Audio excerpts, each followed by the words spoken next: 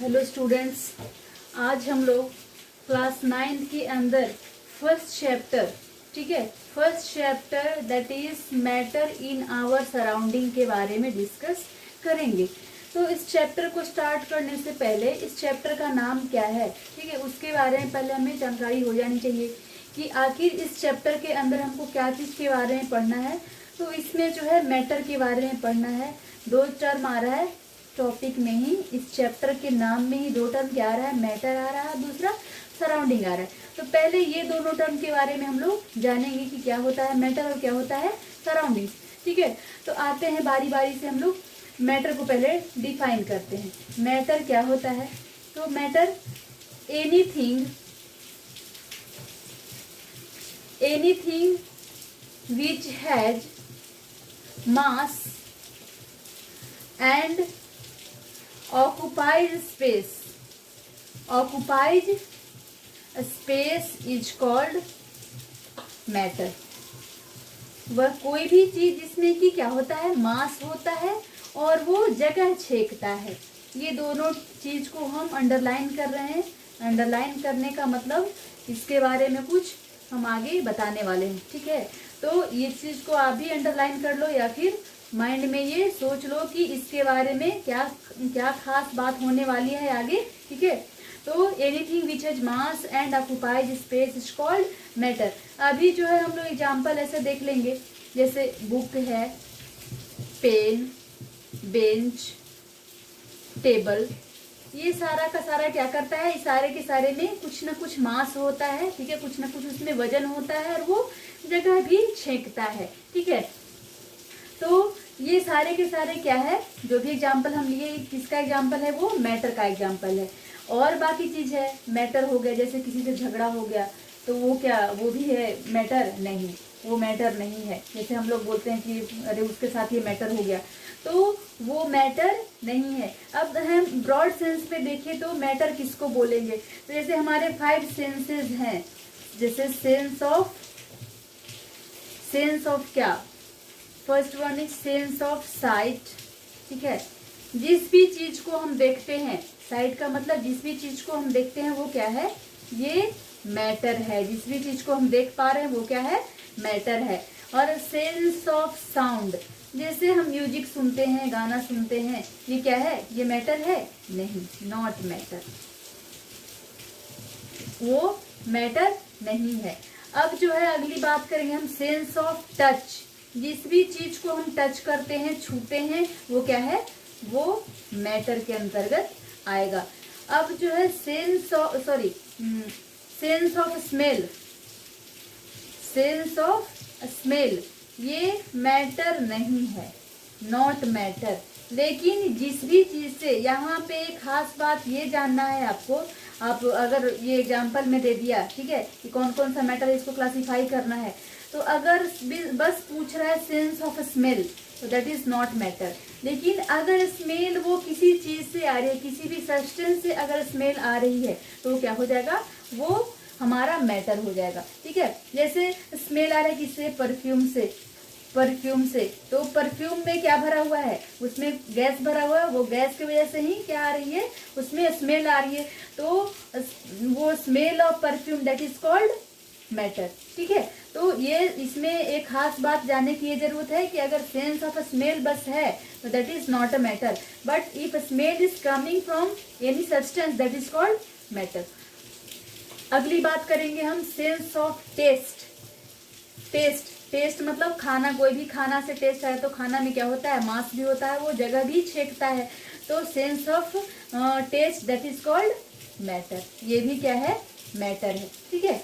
Note में करके डाल लेंगे, नोट में दो चीज, जैसे हमारा फीलिंग्स, क्या हम किसी के बारे में जो भी फीलिंग्स रखते हैं वो, और क्या हमारा थिंकिंग, क्या हम सोचते हैं, दैट इज नॉट मैटर, ठीक है। ये मैटर नहीं है, ये मैटर के अंतर्गत नहीं आएगा। तो आप मैटर के बारे में समझ गए होंगे कि अगर आपसे कोई पूछ देगा कि मैटर क्या है, एग्जाम्पल बताओ, तो आपको कंफ्यूज करने के लिए कुछ कुछ चीज दे देगा। जैसे सेंस ऑफ स्मेल बोलेगा तो क्या बोलोगे, ये मैटर नहीं है। लेकिन अगर स्मेल किसी भी वस्तु से आ रही है, किसी सब्सटेंस से आ रही है, तो क्या वो मैटर है? तो बोलोगे हाँ वो मैटर है। ठीक है, अगली बात हम करने वाले हैं, मैटर हो गया। ठीक है, मैटर का एग्जाम्पल देख लिया आप, और जो भी कंफ्यूजन वाली बातें थी सारी की सारी इसमें आ गई है। अगला हम टॉपिक पढ़ने वाले हैं क्या? सराउंडिंग्स। सराउंडिंग्स क्या होती है इसके बारे में हम जानेंगे। ठीक है, तो आपके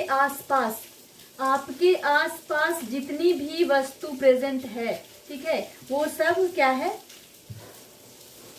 वो सराउंडिंग्स के अंतर्गत आएगा। ठीक है, जैसे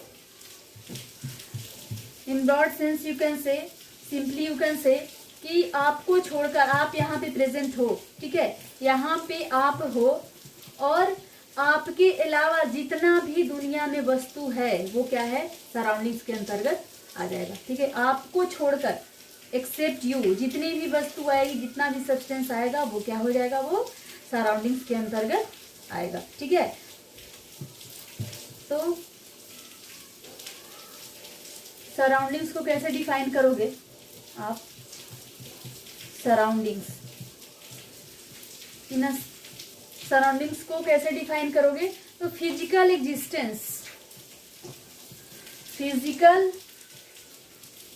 existence around you, physical existence around you, आपके इर्द गिर्द जो भी फिजिकल एग्जिस्टेंस है, ठीक है, वो क्या है? सराउंडिंग्स के अंतर्गत आ जाएगा। ठीक है, तो सराउंडिंग्स को हम लोगों ने कैसे डिफाइन किया? Physical existence around you is called surroundings. अब जो है मैटर में को जब हम डिफाइन कर रहे थे तो दो टर्म को हमने अंडरलाइन किया था। पहली एनीथिंग विच हैज मास, और दूसरा क्या था? एक मास को हमने अंडरलाइन किया था, और दूसरा क्या था? Occupies space. ये दोनों चीज को हम लोगों ने अंडरलाइन किया था। ठीक है, आप वीडियो को पॉज करके आगे बढ़ा करके देख लो कि ये दोनों चीज को हमने अंडरलाइन करवाया था और बताए भी थे कि इसके बारे में हम आगे डिस्कस करेंगे। तो मास क्या चीज होती है? मास वजन। ठीक है, किसी भी चीज में वजन है, दैट इज क्या? उसमें मास है। तो मास क्या होती है? तो अमाउंट ऑफ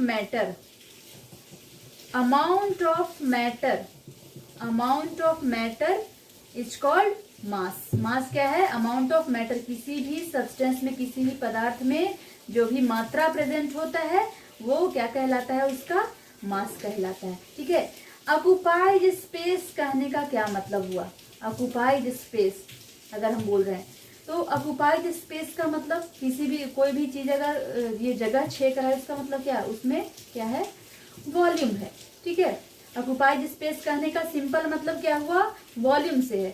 तो अब जो है आप मैटर को कैसे सिंपली डिफाइन करोगे? मैटर को दूसरा डेफिनेशन क्या बोल सकते हो? कि matter has mass and volume. Matter में क्या होता है? मास भी होता है और वॉल्यूम, क्योंकि वो जगह छेकता है। ऑक्युपाइड, ये स्पेस ऑक्युपाई करता है, दैट इज कॉल्ड वॉल्यूम। ठीक है, तो matter has mass and volume. अब जो है हम अगली बात जो करेंगे कि मैटर के बारे में तो जान ले कि क्या होता है मैटर।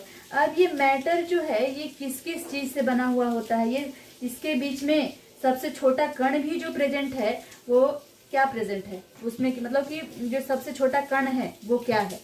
तो वो उसको क्या बोलते हैं? पार्टिकल्स। क्योंकि कोई भी चीज जो है वो छोटे छोटे कण से मिलकर के बड़ा बनता है। ठीक है, जो हमारा मकान भी है तो ईंट से मिलकर बना है। ईंट में भी बहुत सारा छोटा छोटा बालू है, क्ले है, ये सब के मिक्सचर से क्या बना है।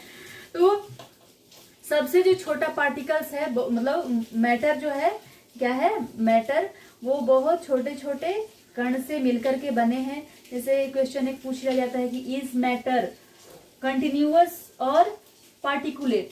कोई भी पदार्थ क्या है? कंटिन्यूअस है, यानी कि उसमें कोई ब्रेकिंग नहीं है, बिल्कुल लगातार ऐसे बना हुआ है, या फिर छोटे छोटे कण से मिलकर ये बना है। तो कोई भी मैटर जो है वो क्या है? कंटिन्यूअस नहीं है, वो पार्टिकुलेट नेचर का है, उसमें बहुत छोटे छोटे पार्टिकल्स प्रेजेंट होता है। ठीक है, तो आप यहाँ पे लिख लोगे matter is made up of matter is made up of very very very very small particles. Matter किससे बना हुए होते हैं? बहुत छोटे छोटे पार्टिकल से बने हुए होते हैं। अब ये पार्टिकल्स क्या हो जाएंगे? जैसे एटम्स, मॉलिक्यूल्स, ठीक है, एटम्स हो जाएंगे, मॉलिक्यूल्स हो जाएंगे, ये सब पार्टिकल्स के अंतर्गत आएंगे, ठीक है। अब जो है ये एटम्स और मॉलिक्यूल्स के बारे में तो हम बाद में पढ़ेंगे, जैसे ये मैटर का क्लासिफिकेशन जब करते हैं, जैसे इसमें आप ये छोड़ दिए हैं हम, ये मैटर को हम कैसे क्लासिफाई करेंगे, 1 मिनट देख लेते हैं। देखिए मैटर को हम क्लासिफाई कैसे करेंगे, तो इसको 2 बेसिस पे हम क्लासिफाई करते हैं। फिजिकल बेसिस पे, यानी कि फिजिकल इसका क्लासिफिकेशन, और फिर केमिकल क्लासिफिकेशन, ठीक है। मैटर का फिजिकल क्लासिफिकेशन के अंतर्गत क्या आ जाएगा? 3 चीज को पढ़ना है, सॉलिड, दूसरा liquid, and third one is gas, ठीक है। केमिकल क्लासिफिकेशन के अंदर क्या पढ़ना है हमको? Pure substance and impure substance, pure substance and impure substance. Pure substance के अंदर 2 चीज पढ़ना है, जैसे element and compound. Impure substance के अंतर्गत क्या आ जाएगा? मिक्सचर्स आ जाएगा। एलिमेंट के अंदर भी हम क्या पढ़ते हैं? Metals, non metals and metalloids, ठीक है। और कंपाउंड्स में भी 2 आ जाएगा, ऑर्गेनिक और दूसरा इनऑर्गेनिक। ये सब हम इसके बारे में हम बाद में पढ़ेंगे। मिक्सचर्स में भी क्या आ जाएगा? Heterogeneous mixture, homogeneous mixture. लेकिन किसी भी मैटर के केमिकल एस्पेक्ट को हम इस चैप्टर में पढ़ने वाले नहीं हैं। इस चीज को हमको नहीं देखना है, हमको बस इस चैप्टर में इसके फिजिकल एस्पेक्ट को पढ़ना है, जिसमें हम लोग सॉलिड, लिक्विड और जैसे किसी मैटर के 3 स्टेज होते हैं, सॉलिड, लिक्विड और गैसेस। जैसे और दो स्टेप और क्या है? 2 स्टेट और है, प्लाज्मा और बोस-आइंस्टीन कंडेंसेट। तो उसके बारे में हमको नहीं पढ़ना है, बस सॉलिड, लिक्विड बस जान लो कि मैटर का चौथा और 5वां ये स्टेट भी होता है। 4th one is plasma and 5th one is Bose-Einstein condensate. तो बस जान लो आप, उसके बारे में पढ़ना नहीं है, ठीक है। तो इसके बारे में जैसे ये फिजिकल क्लासिफिकेशन किसने पढ़ना है हमको? इसका ये इस चैप्टर में मैटर इन आवर सराउंडिंग्स में क्या पढ़ना है हमको? सॉलिड, लिक्विड और गैस के बारे में, यानी कि मैटर के फिजिकल एस्पेक्ट को हम इसमें पढ़ेंगे, ठीक है। आगे हम देखते हैं। अब जो पार्टिकल से वो बना है, ठीक है, कोई भी मैटर पार्टिकल से मिलकर बना है, तो अब वो पार्टिकल का जो है कैरेक्टरिस्टिक्स क्या है, विशेषता क्या है, ठीक है, तो इसके बारे में हम पढ़ेंगे। Characteristics of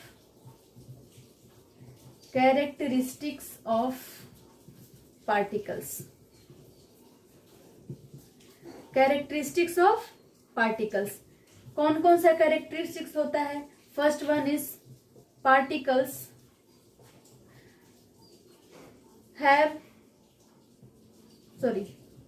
particles are continuously moving।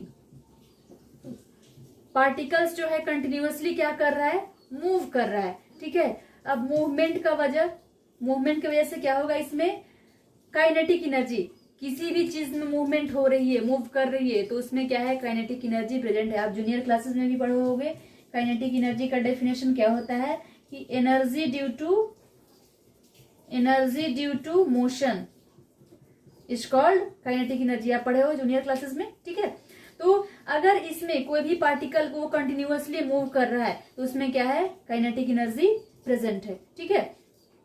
तो अब जो है आप पढ़ तो लिए कि पार्टिकल्स क्या कर रहा है? कंटिन्यूअसली मूव कर रहा है। तो इसको हम जैसे समझेंगे कैसे हमको पता चलेगा कि जैसे अब देखने से तो नहीं पता चल रहा है कि पार्टिकल्स के बीच में जो है मूवमेंट हो रही है। पानी को हम रखे हैं, पानी में नहीं हम जान रहे हैं, पानी को देखने से नहीं पता चल रहा है कि पानी के बीच में मूवमेंट हो रहा है, तो कैसे पता करेंगे? तो एक एग्जाम्पल लो, आप ये बीकर लो और इसमें आप पानी भर दो, ठीक है, और इसमें क्या डालो आप, 2 या 3 ड्रॉप या 1 ड्रॉप ही इंक डालो, ठीक है। इंक आप इसमें क्या कर रहे हो, डाल रहे हो, ठीक है। तो क्या होगा, अगर आप इसको हिलाते डुलाते स्टीर नहीं कर रहे हो, हिला डुला नहीं रहे हो, फिर भी कुछ देर के बाद क्या हो जाएगा, ये इंक का जितना भी पार्टिकल, सॉरी इंक जो आप डाले हो, ये पूरे पानी में मिक्सअप हो जाएगा, और इस वाटर का जो कलर है वो जिस भी कलर का आप इंक डाले हो उस कलर का हो जाएगा। इससे क्या पता चल रहा है कि दोनों पार्टिकल्स जो है एक दूसरे में मिक्सअप हो गया है। तो मिक्सअप कैसे होगा, अगर मूवमेंट होगा तभी तो मिक्सअप होगा। एक मॉलिक्यूल चाहे दूसरे मॉलिक्यूल्स में क्या कर रहे हैं, टकरा रहे हैं, और टकराने के बाद ये एक दूसरे में मिक्सअप हो गए। तो इससे क्या पता चल रहा है, इस एग्जाम्पल से, कि पार्टिकल्स में क्या हो रहा है, मूवमेंट, पार्टिकल्स के बीच में क्या है, कंटिन्यूअस मूवमेंट है, ठीक है। अब सेकेंड जो है वो क्या है, particles have space between them, particles के बीच में क्या है, स्पेस प्रेजेंट है, particles have space between them. Second characteristics is particles have space between them, particles के बीच में क्या प्रेजेंट होता है, स्पेस प्रेजेंट होता है, ठीक है। अब ये स्पेस किस सब्सटेंस में, किस मैटर में कैसे है, यहाँ पे आप एक सॉलिड का ब्लॉक लिए हो, ये है लिक्विड और ये है गैस, ठीक है, ये है सॉलिड, लिक्विड और फिर ये है गैस। इसका जो पार्टिकल्स है वो बिल्कुल पास पास है, सॉलिड के अंदर जो भी पार्टिकल्स है वो बिल्कुल पास पास है, ठीक है। लिक्विड के अंदर ये पार्टिकल्स जो है थोड़ा दूर दूर है, और गैस के अंदर तो पूछो ही मत, बिल्कुल दूर दूर, ठीक है।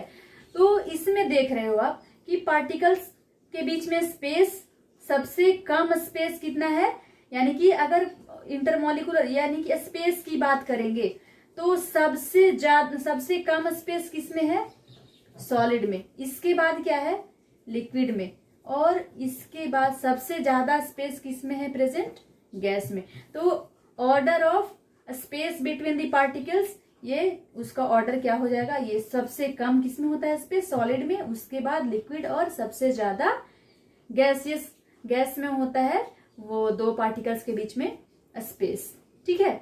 तो अब जो है फिर से हम ये बोलेंगे कि कैसे हम पता करेंगे कि पार्टिकल्स के बीच में स्पेस प्रेजेंट होता है। तो फिर से एक एग्जांपल लेंगे हम, ये आप वाटर लो, ठीक है, और जिसमें कि लेवलिंग की हुई है, मान लीजिए कि यहाँ तक का जो है ये 250 ml वाटर है, 250 ml वाटर, और इसमें आप ऐड कर रहे हो 100 ग्राम शुगर, ठीक है।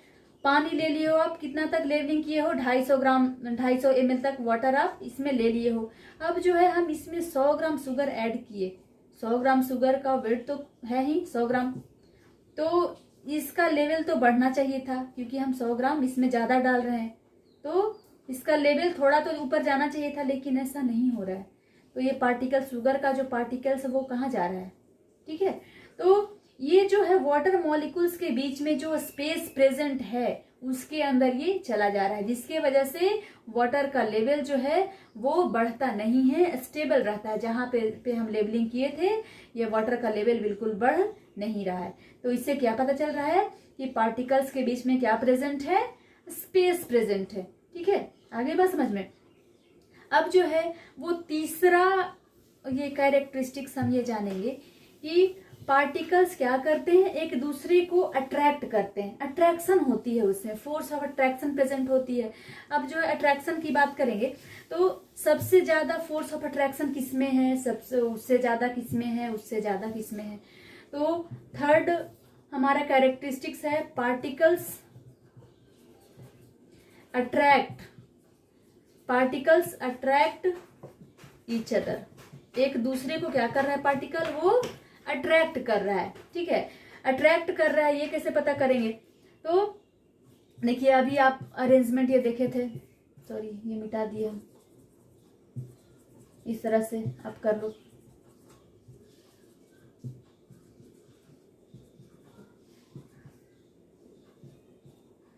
ये है सॉलिड, ये है लिक्विड और ये है गैस। अब देखिए ये पार्टिकल्स इसके बीच में क्या है, बिल्कुल पास पास है। पास रहने का मतलब क्या, फोर्स ऑफ अट्रैक्शन इसमें सबसे ज्यादा है। फोर्स ऑफ अट्रैक्शन ज्यादा है, इसके वजह से जो है इनके पार्टिकल्स एक दूसरे को जाने नहीं देता, यानी कि छोड़ता नहीं है, फ्री नहीं करता है। तो फ्री नहीं करता है इसका मतलब क्या कि इसमें फोर्स ऑफ अट्रैक्शन एक दूसरे को, मतलब कि फोर्स ऑफ अट्रैक्शन इसमें ज्यादा है। एक पार्टिकल्स जो है दूसरे पार्टिकल्स को वो कस के पकड़े हुए है और वो छोड़ नहीं रहा है, फ्री नहीं कर रहा है। और वही जब हम बात करेंगे लिक्विड में, तो लिक्विड में इसका जो पार्टिकल्स है इसमें स्पेस थोड़ा है, तो इसमें क्या है, फोर्स ऑफ अट्रैक्शन क्या है, थोड़ा कम है। और इसमें गैस की बात करेंगे तो गैस में फोर्स ऑफ अट्रैक्शन क्या है, बिल्कुल कम है। तो ऑर्डर अगर हम देखेंगे इसका, तो सबसे ज्यादा फोर्स ऑफ अट्रैक्शन किस में है, सॉलिड में, उसके बाद किस में है, लिक्विड में, और उसके बाद क्या है, किस में है, गैस में। यानी कि सबसे कम force of attraction gases state में है, उसके बाद क्या है, लिक्विड में, और सबसे ज्यादा सॉलिड में। जिसके वजह से ये तीनों जो कैरेक्टरिस्टिक्स आप देखे, तो तीनों के कंक्लूजन से आप क्या देख रहे हो कि सॉलिड क्या होता है, आप आगे भी पढ़ोगे। वो सॉलिड क्या होता है, रिजिड होता है, रिजिड। इसका स्पेस क्या बोलते हैं, शेप इसका बिल्कुल फिक्स होता है, फिक्स शेप का होता है। वो कुछ एक्सेप्शन है, जैसे इलास्टिक वगैरह को देखेंगे, रबर है, स्पॉन्ज है, तो इसकी बात हम बाद में करेंगे एक्सेप्शन की। तो कुछ एक्सेप्शन भी है जिसमें कि वो सॉलिड सॉलिड होने के बावजूद भी उसका शेप फिक्स नहीं है, तो वो बात अलग की है। लेकिन अब ये क्या है, लिक्विड में क्या होता है, ये फ्लूइड होता है, फ्लूइड, ये रिजिड है, ये फ्लूइड है, ये भी फ्लूइड है। ये इसमें फ्लो होने की एबिलिटी है, इसमें भी फ्लो होने की एबिलिटी है। इसका शेप क्या होता है, जिस भी कंटेनर में रखोगे वही शेप ले लेगा, यानी कि इसका शेप फिक्स नहीं है। और वही इसकी बात करेंगे तो ना ही इसका वॉल्यूम फिक्स है, ना ही इसका शेप फिक्स। इसका तो वॉल्यूम फिक्स है लेकिन शेप फिक्स नहीं है, इसका कुछ भी फिक्स नहीं है। तो ये कारण है, ये तीनों का जो कैरेक्टरिस्टिक्स है, सॉलिड, लिक्विड और गैस, ये तीनों में क्या मतलब कि डिफरेंस है, वो इनके पार्टिकल्स के कैरेक्टरिस्टिक्स के वजह से ही तीनों में डिफरेंस आता है। अब अगला टॉपिक जो है हम कल पढ़ेंगे। थैंक यू, जय हिंद।